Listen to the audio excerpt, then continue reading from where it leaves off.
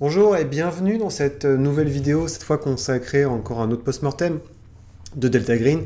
Il s'agit en fait du dernier de Black Site, une série de petits scénarios qui ont été regroupés sous forme d'un livre. C'est l'un des suppléments de recueil de scénarios de la nouvelle version de Delta Green. Donc c'est pas Control Group, celui qui est sorti en français. C'est le troisième, si je dis pas de bêtises. C'est celui qui passe après Union Opera, qui est le deuxième, et avant Dead Drops, et le dernier qui est God's Hunt, je crois, qui est un peu particulier. En attendant le nouveau, puisque je sais qu'il y a au moins un ou deux scénarios qui se baladent qui ne sont pas compris dans des bouquins.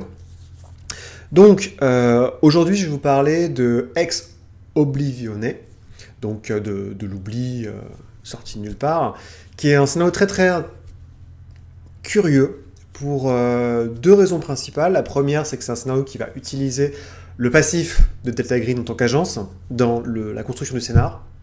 Et la deuxième, c'est qu'il met les joueurs dans une situation de piège, puisque en fait la cible principale du scénario, ce sont les joueurs. Je m'explique. Ex Oblivion commence très classiquement pour un scénario Delta Green sur un paysage qu'on a vu 1000 fois, à savoir un meurtre atroce et abominable, et surtout incompréhensible, d'une famille américaine.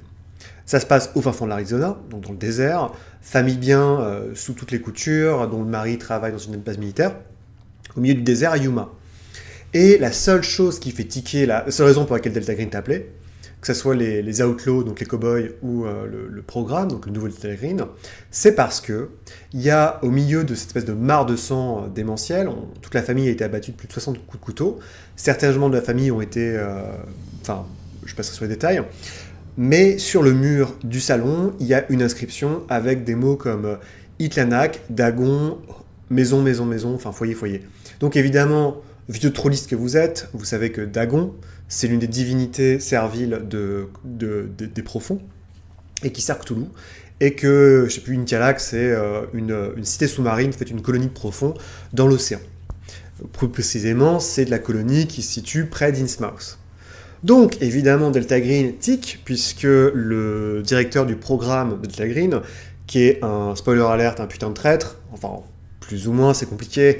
En gros, c'était l'un des anciens agents très haut gradés du vieux Delta Green durant l'époque des cowboys, et après les années 90, il a plus ou moins été chopé par Majestic 12 parce qu'il avait tué plein de gens, il avait pété un plomb. L'un des mecs de MJ12 lui a dit bah ok, on fait un deal. Ce deal lui a permis de détruire Majestic 12 de l'intérieur et de le reformer sous forme du programme. Ce qui fait qu'évidemment, les cowboys n'ont jamais pu supporter ça, parce que pour eux, c'était... En gros, c'est comme coucher avec l'ennemi, c'est pas possible. Et donc, c'est de là d'où vient le schisme, en fait. Mais évidemment, le directeur du programme, lui, je crois que c'est Forrest, à la base, si vous lisez le vieux Delta Green, c'est un gars qui est venu à Delta Green parce qu'il a rencontré des profonds. Donc, il a vraiment un problème avec les profonds, et quand on commence à lui dire, dis donc, il y a des gens au milieu du désert, je rappelle que les profonds sont des créatures amphibiennes qui vivent près de l'océan et qui ne peuvent pas vivre sans l'océan, il y a quelque chose qui commence à le faire vraiment tiquer, surtout quand il y a une mention d'une colonie sous-marine de profonds qui était près d'Innsmouth. Innsmouth étant dans l'univers de Delta Green, le Crucible, le foyer, la Tanor, je crois qu'on dit en français, c'est l'endroit où va se former, suite à l'assaut sur Innsmouth, donc suite à la nouvelle de Lovecraft, vous avez un scénario qui est qui est vraiment cool, moi je trouve, pour le vieux L'Appel de Cthulhu, et je suis sûr qu'évidemment Death Wheeler, il l'a lu des milliers de fois, il a sûrement fait jouer, qui vous dit, comment vous échapper d'Innsmouth, poursuivi par des profonds et des hybrides, parce qu'il y a des humains mi-profonds, qui grosso modo peuvent être engrossés par des profonds et créer des humains qui peu à peu deviennent des profonds en vieillissant. Et après la première partie du scénario, qui est l'évasion d'Innsmouth, vous revenez avec des forces du Bureau fédéral, avec une alliance concrète de la marine américaine et des impôts, parce que mystérieusement ils ont beaucoup d'argent aussi. Les Marsh, qui sont la famille dirigeante qui a fait un pacte en fait avec des serviteurs, avec des profonds, et c'est pour ça qu'ils sont riches, ne payent pas vraiment leurs impôts, ils ont beaucoup d'argent. Donc il y a une espèce d'assaut qui est lancé conjointement par cette formation, qui se finit très très mal, il y a des massacres pas possibles, il y en a plein qui deviennent fous, il y a des trucs qui explosent. Et à la fin, concrètement, ça se finit, l'espèce d'unité spéciale qui est créée à cause de ça, et qui est spécialisée dans la traque des profonds, va devenir la division P4, c'est paranormal, psycho, je sais pas quoi, grosso modo surnaturel, qui vont après être utilisés par les services de renseignement de la Seconde Guerre mondiale et donné naissance à Delta Green, concrètement. Donc l'Innsmouth, c'est vraiment le début de Delta Green. Et donc, malgré le peu d'histoire dont il se rappelle du Delta Green original, le directeur du programme se dit « Aïe caramba, ça craint, il faut vraiment qu'on aille enquêter tout de suite. » Donc c'est les joueurs qui s'y collent. Et les joueurs, s'ils n'ont pas un sixième sens, ou si c'est, disons, cthulesque, ou que c'est pas vraiment ils ne sont pas penchés sur l'historique de Delta Green, ils vont pas forcément tiquer. Mais très rapidement, vous pouvez commencer l'enquête, donc vos joueurs sont amenés au milieu du désert, ils commencent à fouiller, et le constat qui est terrible, c'est qu'ils s'aperçoivent que le meurtre est quasiment ritualisé, c'est-à-dire que les corps ont été découpés, on leur a tiré les oreilles, le nez, les paupières, on leur a fait des sortes d'écailles, et la majorité, et ça c'est très important, chaque membre de la famille a été assassiné devant un autre des membres. Donc en fait, il y en a un qui se faisait égorger, et il y en a un qui regardait, qui était tenu par les tueurs, parce que les tueurs étaient plusieurs, ils sont petits. Là, l'enquête vous révèle qu'en fait, c'est des enfants, ou des ados, qui sont venus en vélo, donc c'est pour ça que vous n'avez pas réussi à les identifier. Et la suite de l'enquête vous amène à suivre la piste des vélos, donc de ces gamins façon Stranger Things qui ont mal tourné, pour trouver qu'il y a une base pas très loin en fait de l'endroit où habitait cette famille. Il y a une annexe militaire complètement à l'abandon qui appartenait à la marine américaine. Je rappelle, on est dans le désert, et la seule grande base qui est à côté de Yuma, c'est l'US Air Force. La marine, enfin ça paraît bizarre que la marine ait au milieu du désert de l'Arizona une base, surtout médicale a priori, qui est complètement abandonnée depuis les années 30. Les gamins vivent, en fait, donc les joueurs peuvent attendre et voir ce qui se passe. Les gamins finissent par arriver de nuit, agissant un peu bizarrement, avec un chat. Ils descendent dans l'annexe. L'annexe, en fait, qui est à moitié effondrée, elle n'a pas été occupée depuis les années 40, aboutit dans un sous-sol à une immense rangée. Il y a plus de 300... alors, j'ai plus le nom en français, c'est horrible. J'ai un trou, mais en gros, il y a des espèces de grands coffres, je sais plus le nom, désolé. En gros, il y a des unités de stockage dans lesquelles on peut mettre des hommes, et en l'occurrence, donc c'est des profonds et des hybrides. On ferme des caissons, voilà. On ferme les caissons, on peut mettre de l'eau dedans et compagnie, mais bon, ça fait 50 ans que les caissons sont tous complètement vides. Et les gamins ont créé une sorte d'hôtel face à un numéro spécifique de ces tuyaux. Et ils égorgent en fait le chat devant et commencent à vociférer des incantations à Dagon. Donc bon, ça c'est le pitch, et vos joueurs, genre, je parle de ce qu'on fait plus rapidement, mais normalement vous pouvez vous débrouiller avec les gamins, sauf qu'il faut faire très attention, parce qu'un gamin, même s'il cherche à vous tuer, ça vous fait perdre beaucoup de santé mentale si vous commencez à lui tirer dessus, et en plus, ils sont dotés d'une force surnaturelle, sinon ce serait pas drôle. Donc nonobstant le fait que vous avez réussi à contrôler les gamins, vous apercevez que ils sont léthargiques et qu'il n'y a rien qui laisse présager qu'est-ce qui implique cette possession. Et donc le truc très rigolo, c'est que vous apercevez qu'il y a une ville pas très loin, qui est à l'abandon quasiment, en gros qui est une ville de 400 ou 600 habitants, qui ne survit que parce qu'elle a l'imprimerie de la marine américaine, je crois. Donc en fait tout le monde travaille pour eux. Et ces gens sont des descendants des personnes qui ont travaillé durant la Seconde Guerre mondiale et avant la Seconde Guerre mondiale dans cette annexe médicale.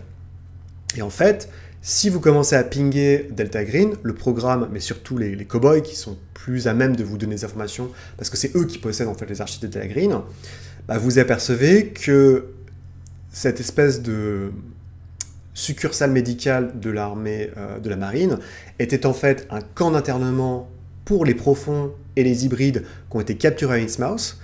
Et quand ils ont commencé parce que certains étaient trop affectés physiquement par le soleil, je rappelle, dans le désert, ils les ont mis dans des caissons cryogéniques pour les maintenir en vie, parce que c'était le seul moyen de les garder en stase. Et ce qui s'est trouvé, c'est qu'à un moment, l'un d'eux a réussi à s'échapper. Enfin, techniquement, il a disparu de son caisson.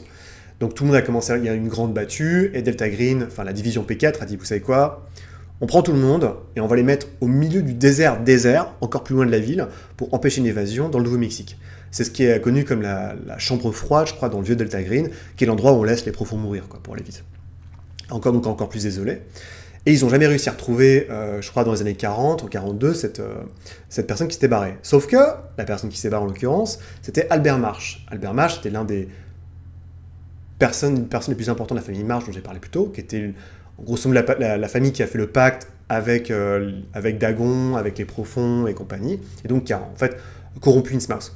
Et il se trouve que ce Albert Marsh était un puissant sorcier qui avait plus de 120 ans, parce que concrètement, c'est l'un des gars originels qui est allé jusqu'en Polynésie et dans les îles du Pacifique pour faire le deal. Donc il a des pouvoirs, et il a sacrifié son enveloppe physique pour s'échapper, faisant lui un fantôme. Et le grand truc du scénario, parce que là c'est toute l'enquête, c'est qu'il a réussi génération après génération, parce que ça fait quand même quasiment 60-70 ans qu'il est présent, il a réussi à posséder lentement mais sûrement, mentalement, une grande partie de la population. Ce qui veut dire que contrairement à Hourglass, qui est un scénario que j'ai déjà fait jouer, où là c'est des échanges de corps, là ça veut dire qu'en fait concrètement, la majorité des gens qui vivent à la ville d'à côté qui s'appelle Mustang, donc la petite ville de 400 habitants, ont un switch que Marsh, son fantôme, peut contrôler à l'envie et les faire faire ce qu'il veut. Et il y a un autre truc qui est très important, la raison, donc Marsh, évidemment, vous imaginez, il veut se venger Delta Green, il veut se venger de ceux qui géraient qu'ont mis en place en fait le centre de rétention, qui ont asservi, torturé, parce qu'en plus il y a eu des tortures, enfin c'est un truc absolument dégueulasse de la part de la division P du Delta Green, donc il veut se venger. Pourquoi il veut se venger maintenant? C'est parce qu'en fait, il n'est pas immortel, c'est-à-dire que peu à peu, il sent que sa volonté est en train de s'effriter, que très bientôt, il sent en fait que il va passer dans l'au-delà, quoi, concrètement. Il n'est pas vraiment immortel, il n'est pas immortel pleinement. Et donc, pressé par le temps, il met en place il commence, alors c'est là où c'est pas exactement clair, pour moi c'est en gros, il fait un coup d'éclat, il prend une famille au hasard, avec les gamins qui manipulent, pour alerter justement la division P, ou ce qu'il pense être la division P. Mais à l'époque, il ne sait pas encore si elle existe encore ou pas. Peut-être en ayant possédé quelqu'un qui fait partie de l'armée de l'air, il sait que le programme ou quelque chose similaire existe, j'en sais rien. C'est pas hyper clair, je trouve, dans le scénario, alors j'ai mal lu. Parce que pour moi, ça n'a aucun sens que le massacre de la famille soit random. Donc pour moi, en gros, le scénario est un piège, où Marsh va amener Delta Green, donc les PJ, à enquêter, ils vont retrouver les enfants, et ils vont ramener les enfants d'une manière ou d'une autre. Ils vont les ramener dans la ville de Mustang, juste à côté, qui est à 2 km. Sauf que, quand les agents vont capturer les enfants, j'espère qu'ils ne vont pas les tuer, Marsh va pouvoir lire l'esprit de celui qui a le plus faible niveau de pouvoir, et donc il va apprendre instinctivement tout ce que c'est le joueur, y compris qui sont ses accroches, qu'est-ce que Delta Green, le programme et compagnie, ou les Outlaws, et donc forcément Marsh va péter un plomb, et il va faire en sorte de finaliser son plan, qui va être, en gros, alors c'est là où ça devient un peu tarabiscoté, sur 24 heures, où très rapidement il va manipuler les êtres aimés, donc les accroches, enfin les bounds, donc les proches que vous utilisez dans le jeu de l'agent, pour les ramener à Mustang au milieu du désert de l'Arizona, et il va procéder à faire un immense sacrifice humain, où toutes les personnes, je rappelle c'est une ville de 600 personnes, les 300 personnes, parce que la moitié de la ville est possédée, donc le reste de la ville va être chopé par les possédés pour être égorgé devant une statue de Dagon qui se situe dans un ancien cinéma en ruine de la ville. Et en plus, il y aura les proches d'au moins un des agents. Et le clou du spectacle, c'est évidemment les joueurs. Delta Green dit aux joueurs, continuez à enquêter, il y a sûrement une source, que c'est pas les enfants sont pas retrouvés possédés comme ça. Ils vont à Mustang, et là, c'est l'enfer. Et en gros, le final du scénar, qui est extrêmement couillu, que moi je trouve absolument génial, mais je peux comprendre qu'on trouve ça détestable et nul à chier, vous force dans une zone de guerre, dans une ville avec 300 types possédés, grosso modo, qui ne répondent plus de rien. C'est-à-dire qu'ils vous tirent dessus, ils vous foncent dessus, mais en fait, ils n'ont plus d'instinct de survie. C'est-à-dire qu'en fait, ils vont essayer de vous foncer dessus, ils sont un peu désarticulés comme des marionnettes, ce qui rend en fait la bataille plus simple pour vous, parce qu'en fait, ils vont pas avoir d'instinct de survie, donc ils vont faire n'importe quoi. Alors évidemment, au niveau santé mentale, c'est horrible, parce que quand vous voyez un mec qui fonce sur votre bagnole, qu'on n'a rien à foutre de se faire écraser, quand vous voyez des gamins qui courent après vous, un peu comme dans Weapons, le film, avec un sac à dos qui est rempli de dynamite pour se faire sauter sur vous, c'est vraiment hardcore. Et le truc, c'est que le jeu, à ce moment-là, vous dit, on s'emmerde plus avec les statistiques, vous lancez un jet de tir sur un mec, vous le touchez, vous lui faites plus de 8 points de dégâts, il est mort. Par contre, en face, ils n'ont pas de jet de tir. Ils lancent juste un jet de chance, parce ils peuvent être 1, mais ils peuvent être 12 en même temps, et selon le nombre de gars qui vous attaquent, ils ont plus ou moins de cibles, donc ils touchent plusieurs... S'il n'y a que 3 mecs, ils attaquent un seul PJ, s'ils sont 12, ils attaquent 4 PJ. Vous faites le joueur fait un jet de chance, si le jet de chance passe, c'est super, s'il rate, il se prend un D6 de dégâts, s'il fait un jet critique, il se prend 2 D6, et on vous dit que bah, les possédés essayent en fait de shooter vos jambes pour après vous récupérer et vous égorger devant la statue. Donc voilà, ça c'est il y a plein d'événements supplémentaires qui vous sont donnés. Si vous essayez de fuir, forcément, ils mettent des clous sur la route, il y a des barrages, il y a des mecs qui vous poursuivent en voiture, si vous voulez vous planquer, ils vont essayer de faire des appâts, il y a des snipers, enfin c'est exactement une zone de guerre qu'on pourrait imaginer comme dans Des mineurs de Catherine Bigelow, mais avec ce côté glaçant où c'est pas que l'affrontement est inévitable, mais c'est que vous avez quasiment une ville qui est sur le coin de votre tronche, qui veut vous tuer. Et le pire dans tout ça, c'est que vous savez potentiellement qu'il y a des gens qui sont en train de se faire égorger devant le cinéma face à une statue de Dagon qui a été refaite avec des bouts de fil de fer, enfin n'importe comment, et potentiellement bah, les proches d'un des PJ. Et le must, pour moi, je trouve ce qui est génial, c'est que Marsh peut posséder des lignes téléphoniques pour vous appeler, en fait, et de son accent traînant de Nouvelle-Angleterre du début du siècle, il dit vous allez payer et compagnie. C'est vraiment... Moi, j'ai trouvé ça très très bien. Encore une fois, je trouve que la grande force du scénario, c'est de vous dire, c'est que tous les éléments qui vont se passer dans la seconde partie sont présents dans la première. C'est-à-dire que on vous dit clairement, il y a une famille qui s'est fait égorger. Quand vous faites l'enquête, vous réalisez que la famille a été sacrifiée d'une manière ritualistique. En gros, on égorge les gens devant les autres. Et c'est ce que vont faire exactement les possédés à grande échelle dans la ville. Et tout est dans la première partie pour vous aider, enfin, pas pour vous aider, mais en gros pour faire comprendre ce qui va arriver. Et après, évidemment, le final est apocalyptique à souhait. J'ai beaucoup aimé aussi le côté... comment dire ? Là où je ne sais pas si Death Wheeler l'a fait exprès, mais il y a un truc qui est très très fin, c'est que donc, Delta Green a sa part d'ombre, parce que clairement, ils ont été des enfoirés. Enfin, les profonds sont ce qu'ils ont, les hybrides sont ce qu'ils ont, mais torturer des hybrides dans le désert à répétition, sachant qu'ils ne peuvent pas supporter le soleil, et essayer de les autopsier vivants, c'est absolument ignoble. On est vraiment au niveau Mengele. Hein. Et c'est juste parce qu'on se dit, bon, ils ne sont pas humains, donc on peut le faire. Je rappelle, c'est juste avant la Seconde Guerre mondiale qu'ils font ça. Et ironiquement, le fait que Marsh se barre, donc utilise son rituel pour sortir de son caisson, a fait que Delta Green, enfin P4, s'est dit « Ah bah tiens, on va les dégager encore plus loin dans le désert, donc les faire encore plus souffrir, parce qu'il y en a un qui s'est échappé. » Donc c'est vraiment... c'est d'une cruauté complètement assumée, qui m'étonne pas de Dennis Detwiller, mais qui est assez comment dire, qui est assez unique aussi dans la façon qu'il utilise évidemment le background de Delta Green. Donc moi pour mes joueurs c'est assez simple, donc l'enquête a été menée assez rapidement. Je me suis permis de rajouter un élément au scénario parce que j'avais lu The Iconoclast avant, et The Iconoclast qui est ce espèce de gros scénar qui se passe en Moyen-Orient à l'époque d'ISIS, donc de l'État islamique, fait collaborer le programme et les cow-boys, donc les outlaws. Et moi j'ai fait ça parce que au tout début en fait, parce que au briefing, donc les joueurs s'attendaient toujours à avoir juste un seul mec, donc leur agent traitant du programme. Et moi je dis vous rentrez dans la pièce de l'aéroport, enfin dans la salle de douane de l'aéroport de Yuma, machin. Et en fait il y a votre agent traitant et il y a aussi un type qui est très vieux, très buriné, qui jure comme un charretier, qui connaît toutes vos combines, toutes vos failles, et en fait au fur et à mesure que l'agent traitant essaie de faire son briefing, le cow-boy, grosso modo, dit non, on fait pas comme ça, vous avez vraiment besoin d'avoir des... Enfin, j'arrive pas à croire que vous soyez tellement des bisous, que vous avez besoin d'avoir des fausses identités pour entrer dans une maison. Et l'idée pour moi, ce qui était évident, c'est que l'un des seuls cas de figure où le programme et les cow-boys pourraient mettre de côté leur inimitié, c'est dans le cas justement que ça soit un élément propre à Delta Green, sur l'historique de Delta Green et sur la fondation quelque part de Delta Green, parce que par l'obsession du directeur, donc de Forrest, et de l'autre côté par l'obsession et par l'historicité en fait et la suggestion que les cowboys se considèrent comme le vrai Delta Green, c'était l'un des seuls moments où ils pouvaient dire ok, on voit quelque chose qui est lié à l'événement fondateur de Delta Green, il faut forcément qu'on collabore parce que le programme a la thune pour aller vite et les cowboys ont la connaissance.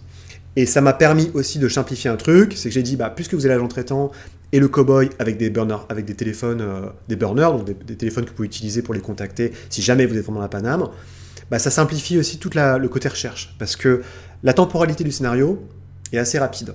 C'est-à-dire que normalement, vous passez ça sur 2-3 jours, parce qu'il y a une équinoxe en plus, où ils veulent égorger tout le monde, ou une éclipse solaire, j'en sais rien. Et à côté de ça, on vous dit, ah bah si vous voulez faire on vous donne des petits indices de temps en temps en vous disant, ah bah vous avez vu qu'il y a une plaque dans la base navale, vous voyez qu'il y a une référence, je sais pas, sous un ongle ou marqué dans le sang dans la maison, c'est marqué enfin je sais pas, c'est le rocher du diable. Ou quand vous interrogez l'une des rares personnes encore vivantes qui officiait dans ce bureau dans les années 40, elle vous dit, ah il faisait référence à Innsmouth.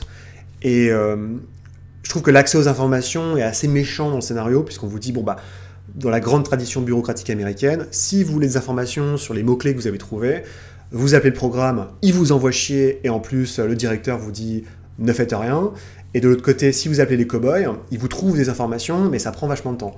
Donc moi, je me suis dit, bah, pour simplifier la tâche de mes joueurs, alors peut-être que c'est une simplification et que vous ne ferez pas comme ça, hein, vous pouvez très bien partir comme des toolers sur l'idée que de toute façon, Delta Green, quelle que soit l'incarnation, est un merdier administratif immense et que ça doit être comme ça et pas autrement, ce qui s'entend. Mais moi, je trouvais que c'était assez cool justement de donner des billes, surtout pour des joueurs qui n'étaient pas forcément tous au fait en fait de l'historique de Delta Green. Et je trouvais ça assez cool en fait, concrètement. Donc j'ai pas donné plus d'informations que ce qui était proposé dans le scénario, mais j'aimais bien l'idée que petit à petit, les joueurs arrivent, ils se disent merde, il y a 2 Delta Green. Clairement, s'ils sont là, c'est qu'ils ont besoin de quelque chose. Et qu'est-ce qui se passe quand on commence à trouver des informations sur les sales petits secrets en fait, de la division P4, et pour comprendre en fait un petit peu, se mettre à la place du profond qui a survécu, quoi. Alors, donc toute l'enquête c'est plutôt bien faite, c'était assez rapide, pareil avec les gamins, qu'ils ont réussi à maîtriser. Bon, il n'y a pas eu une mort de gamins, ils ont réussi à se démerder avec ça. Moi, ce que j'ai fait, c'est qu'ils ont dit, bah, tout naturellement, puisqu'on poursuit l'enquête, on va aller à Mustang, et on va aller voir les parents du gamin. Et alors, ce que j'ai fait, c'est qu'ils rentrent dans la maison, ils discutent avec la mère, parce qu'ils sont démerdés pour qu'il y ait un psychologue qui arrive, qui s'occupe des gamins, pour les droguer, pour que justement, ils soient pas possédés, qu'ils ne tuent pas des gens à nouveau. Et la mère, qui était en train de discuter au rez-de-chaussée avec l'un des joueurs, a pris un grand couteau derrière... Enfin non, le père a pris un grand couteau dans la cuisine, tandis que l'un des agents discutait avec la mère pour la calmer, puisqu'il s'était possédé. Et pendant ce temps-là, les 3 autres joueurs fouillaient la chambre de la gamine pour se dire, il y a une preuve, il y a forcément quelque chose. Là, je fais, il y a un téléphone fixe, un peu les vieux combinés qui sonne alors qu'il n'est pas branché. Il décroche, c'est Arthur March qui dit, grosso modo, si tu veux sauver ta femme, rends-toi... si tu veux sauver ta femme, presse-toi d'aller jusqu'à l'hôtel Dagon et vous allez payer pour ce que vous avez fait. Et les autres joueurs qui regardent par la fenêtre parce qu'ils sont à l'étage voient 12 mecs qui sortent tranquillement de leur voiture avec des armes, avec des battes et des couteaux et qui se dirigent vers la maison. Et là, c'est le cauchemar, quoi. Donc ils sortent de la maison, ils arrivent, ils sautent par la fenêtre, ils vont jusqu'à leur voiture, ils démarrent la voiture, évidemment, leur voiture a été coupée, enfin a été sabotée, donc il commence à y avoir des mecs au bout de la rue qui leur tirent dessus, c'est un cauchemar, quoi. Et ce qui est ouf, ce qui est vraiment très très bien, c'est que c'est une surenchère permanente que vous pouvez changer au fur et à mesure. C'est-à-dire que par exemple, ils prennent la voiture, et ben ils ont mis des clous sur le sol. Ah, ils sont en train de faire une marche arrière, et ben ils voient dans leur rétro des gamins qui arrivent avec des sacs de dynamite. Ils sont en train de marcher, ils essayent d'aller vers le cinéma pour sauver les types, sauver leurs proches et compagnie. Et ben il y a des snipers sur les toits. Et tout est fait comme ça. Il y a vraiment le sentiment que on vous laissera pas sortir vivant de cette ville, et c'est pour ça que je trouve que c'est super comme fin de scénario. Et ce qui était encore mieux, c'est que l'un des joueurs avait fait comme premier scénario Poker Night. Donc Poker Night, c'est le même concept, en gros les gens qui deviennent fous, et pour se barrer de la base, y a un mec avec un M16, et ben là il y en a 200 avec différentes armes à feu et compagnie. Donc évidemment ça se finira avec probablement, comme ont fait mes joueurs, prendre une voiture complètement défoncée, prendre tous les M16 et les armes qu'ils peuvent et commencer à foncer pour se barrer. Le truc rigolo, c'est qu'évidemment je les ai fait passer devant, donc ils passent sur la Main Street où il y a le cinéma, ils voient le groupe de gens qui s'apprêtent à se faire égorger, dont le proche du joueur, donc il y en a un qui fait putain je peux pas. Le gars qui conduit, en fait, c'est son proche, donc il dit j'arrête. Il sort de la voiture et il commence à foncer avec son M16 pour essayer de sauver tout le monde. Et les joueurs sont là, mais genre putain, mais qu'est-ce qui se passe, quoi? Enfin, parce qu'il y a un autre joueur qui va l'aider et les 2 autres sont là, mais qu'est-ce qui se passe? Et c'est un bordel, mais monstrueux qui justement peut aboutir évidemment à la mort de tout le monde. Hein. On va pas se leurrer, ça peut être vraiment très ça. Mes joueurs ont quand même pris, je sais pas, j'ai au moins 2 joueurs qui ont pris 10 points de dégâts. Enfin, c'est. Mais après, si les dés sont avec vous, ça se passe plutôt bien en général. Et je dois tirer mon chapeau parce que le joueur qui avait été laissé de côté par tout le monde a pris le volant. Il n'avait pas forcément le meilleur score de conduite. Et il a réussi à sortir, il a réussi genre 5 ou 6 jets de conduite d'affilée avec des scores tout petits. Ce qui a permis de sortir de la ville, d'éviter les tirs, les barrages. Enfin, c'est absolument, c'est vraiment du grand art. Et évidemment, bon, vous avez, pour une fois, vous n'avez pas à maquiller quoi que ce soit parce que c'est tellement gros et tellement énorme que le programme va se taper contre les murs pour sortir de son chapeau une sombre histoire de couverture avec des sécessionnistes façon Waco qui ont voulu se battre contre l'ITF, donc l'agence qui est liée au contrôle des armes et du tabac aux États-Unis. Enfin, c'est un charnier pas possible, c'est un carnage, mais au moins, vous avez une récompense sentimentale si vous arrivez juste à vous barrer de la ville et de survivre. Donc c'est pour montrer à quel point ils ont conceptualisé le scénario comme étant très compliqué. Donc voilà, c'était Ex Profundis, non pardon, Ex Oblivionne, que moi j'ai beaucoup aimé, j'avais beaucoup aimé le lire, et je trouve qu'à jouer c'est vraiment bien. Les deux petits trucs chagrins, c'est bon, aller chercher en un claquement de doigts tous les proches d'un joueur, je trouve que c'est un peu gros. Il y a peut-être plus subtil à faire, ou il faut jouer sur une temporalité qui est plus longue. Mais en tout cas, ça reste vraiment super. Pour moi, il n'y a pas d'ordre pour les scénarios, mais si vous devez jouer si vous devez jouer tout le bouquin, faites-le en dernier parce que c'est le plus impressionnant, pas au point de vue horrifique, quoique c'est quand même assez gratiné. Je pense que la Nannycam, donc la caméra bébé, elle est assez violente, mes gens l'ont pas vu. Mais tout le final est absolument incroyable. On a l'impression d'être dans Sicario ou un d'espèces de western contemporain de Taylor Sheridan ou je sais pas quoi. Enfin, je parle de Taylor Sheridan cinéaste, hein, pas Yellowstone et pas les séries télé de merde qu'il a fait. Hein. Donc c'est vraiment super chouette. J'ai passé un très très bon moment. Et pour la suite, je sais pas, j'aimerais bien faire God's Teeth en distanciel à voir ou peut-être parce qu'il me reste, il y a encore deux bouquins j'ai encore deux bouquins de scénario de Delta Green, mais j'aimerais bien partir sur une campagne un peu au long cours avec des gens qui savent un peu dans quoi ils s'embarquent pour faire ça. Sans God's Teeth, je pense que c'est une campagne, mais c'est pas si massif que ça. En gros, quand on regarde concrètement, il y a 4 gros scénars et il y a plus ou moins une temporalité étendue entre les scénars selon comment vous voulez faire jeu pour les joueurs, enfin comment vous voulez rallonger ou pas la sauce. Et vu que moi je suis un MJ qui aime bien que ça avance, entre parenthèses, peut-être que je m'y tiendrai, je sais pas. Donc, en tout cas, il faut que je prépare ça. Donc voilà, c'était Black Site, c'était Ex Oblivionne. J'espère que ça vous a plu. Si vous voulez regarder les autres scénarios du recueil, n'hésitez pas. Hein, je ferai peut-être une playlist, mais en gros, j'ai fait un feedback sur tous les scénarios.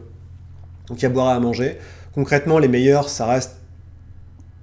C'est pas aussi facile que ce que je pensais au début, évidemment, Ex Oblivionne est très bien. Le meilleur, ça reste pour moi Lover in the Ice, que je trouve génialissime, qui marcherait très bien dans beaucoup de one-shot. Après, ils sont tous assez solides. Même les Rikiki, Last Equation, Sweetness, c'est vraiment des scénarios qui m'ont surpris et qui prouvent encore la force du jeu de rôle, qui est que, bon, c'est un cliché de le dire, mais que ce qu'il y a dans votre tête et les résolutions, enfin ce qui est écrit sur le papier et ce qui est dans votre tête sera toujours différent de ce que font les joueurs. Et c'est cool, quoi. Je veux dire, c'est aussi pour ça, je pense qu'on joue au jeu de rôle, qu'on maîtrise le jeu de rôle. C'est pour être surpris et honnêtement, c'est déjà pas mal, quoi. Voilà, je pense que c'est une bonne façon de finir la vidéo, donc je vous dis à très bientôt et à la prochaine. Allez, salut!